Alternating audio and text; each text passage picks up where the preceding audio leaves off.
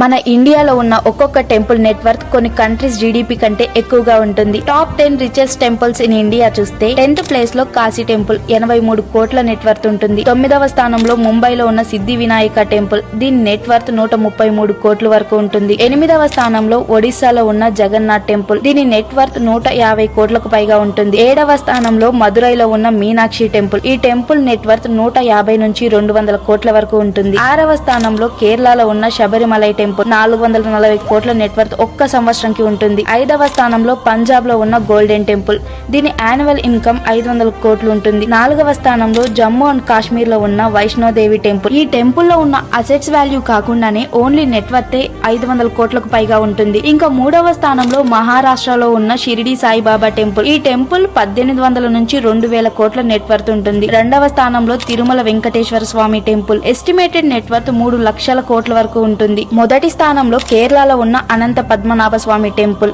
దీని నెట్వర్త్ 1,20,000 కోట్లు. తిరుమలతో పోలిస్తే తక్కువే, కానీ ప్రపంచంలో అత్యధిక విలువ చేసే ఎంతో సంపద ఈ టెంపుల్లోనే ఉంది. అందుకే దీన్ని richest temple in the world అంటారు.